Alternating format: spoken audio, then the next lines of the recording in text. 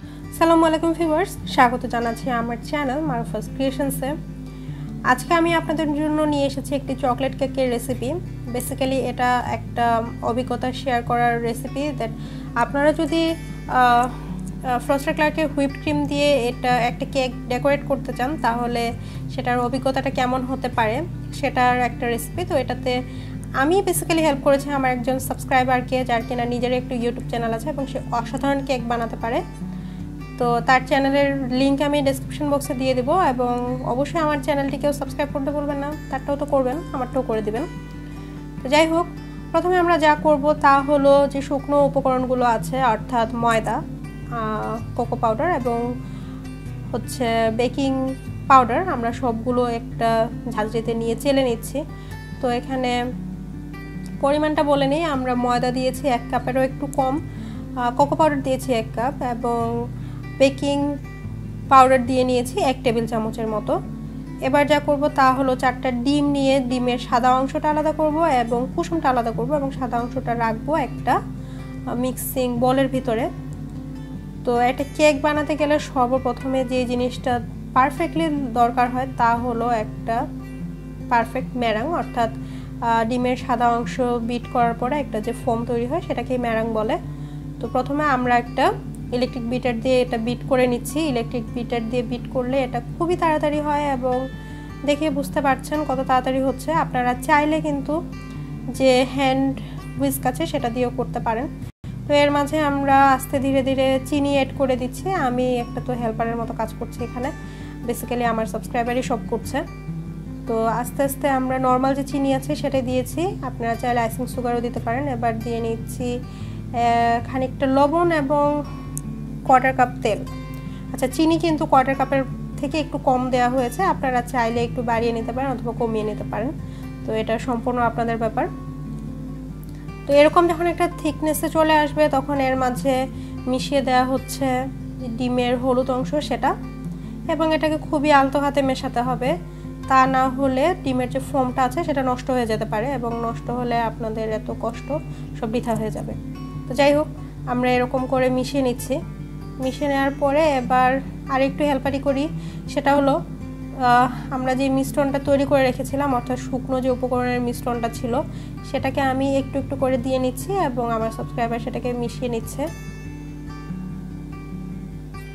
আচ্ছা, আমার সাবস্ক্রাইবারের নাম কিন্তু নাফিসা এবং সে খুবই সুন্দর মানে সকল রকমের বেকিং করতে পারে এবং বলা যায় যে তার হাতে জাদু আছে। আর অনেস্টলি বলছি, কেকটা কিন্তু খেতে অসাধারণ হয়েছিল, একদম জাস্ট অসাধারণ।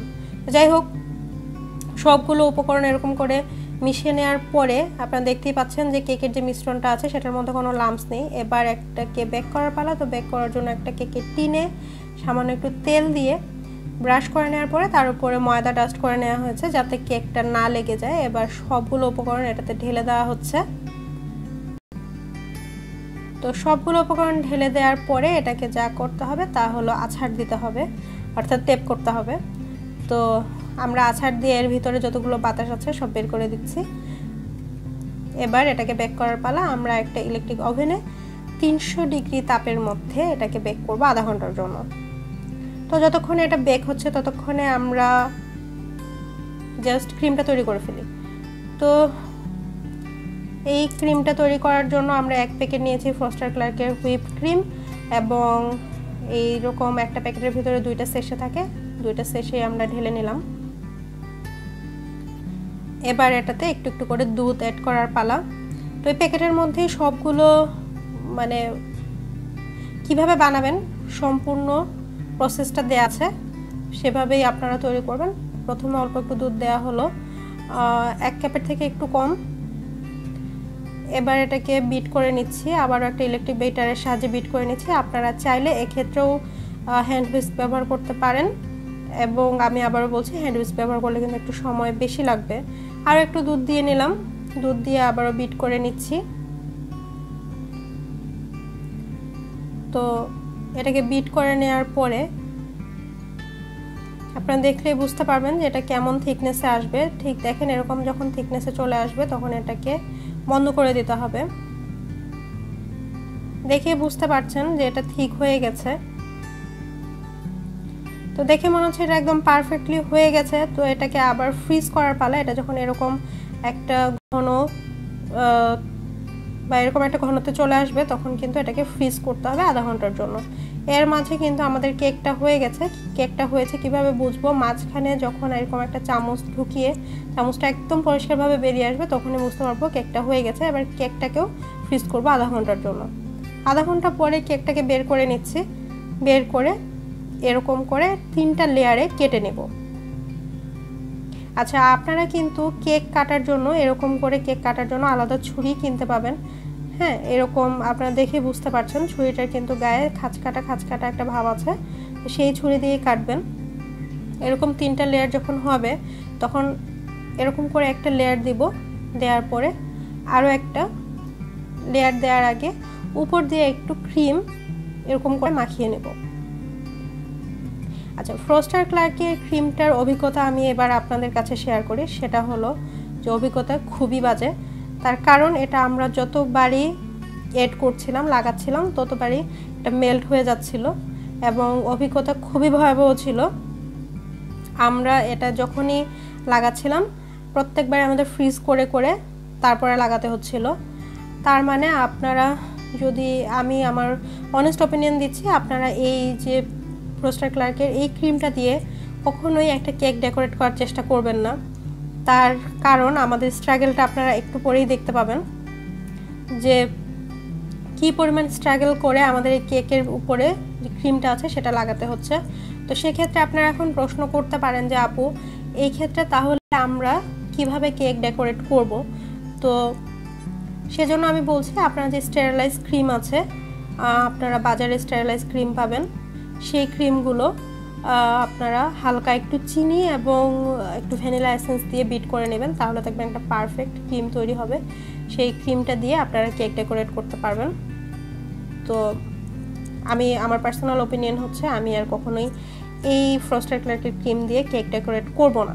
এটা জাস্ট একটা টেস্টিং পারপাসে। আমি এর আগে কখনো ফ্রস্টার ক্লার্কের ক্রিম দিয়ে ডেকোরেট করিনি। তো একটা জাস্ট টেস্টিং পারপাসে এই কেকটা ডেকোরেট করেছি। তো অভিজ্ঞতা আমি আপনাদের কাছে শেয়ার করলাম এবং আপনারা নিজেরাও দেখতে পাচ্ছেন কী পরিমাণ ভয়াবহ অবস্থা। আমাদের এটাকে স্মুথ করতে প্রায় ঘাম ছুটে গিয়েছিল এবং আমাদের চোখের পানি, নাকের পানি এবং ঘাম সব একাকার হয়ে গিয়েছিল কেকটাকে রেডি করতে। যাই হোক, আমরা যতটুকু পারি চেষ্টা করেছি কেকটাকে স্মুথ করে নেওয়ার জন্য। তো এটা যখন মোটামুটি একটু স্মুথ হয়েছে তখন এটাকে ফ্রিজ করব 2 থেকে 3 ঘন্টার জন্য। তা না হলে এটাকে ফার্দার যে ডেকোরেশন আছে সেই ডেকোরেশনের প্রসেসে নিয়ে যাওয়া যাবে না। যাই হোক, 2 থেকে 3 ঘন্টা পরে এবার ডেকোরেশনের পালা। তো ডেকোরেশন করার জন্য নির্দিষ্ট কোনো নিয়ম নেই। আমরা একটা পাইপিং ব্যাগের ভিতরে এই ক্রিম ঢুকিয়ে তারপরে সাইড দিয়ে একটা বর্ডার করে নিয়েছি, জাস্ট সিম্পল একটা বর্ডার, এবং উপর দিয়ে কিছু পার্ল ছিটিয়ে দিচ্ছি। আর আপনারা এই পার্লগুলো, অর্থাৎ কেক ডেকোরেশন যে পার্লগুলো আছে সেগুলো কিন্তু যে কোনো সুপার শপে ইজিলি পেয়ে যাবেন। যাই হোক, আরও একটু সুন্দর লাগার জন্য আমরা নিচ দিয়ে আরেকটা বর্ডার দিয়ে নিচ্ছি।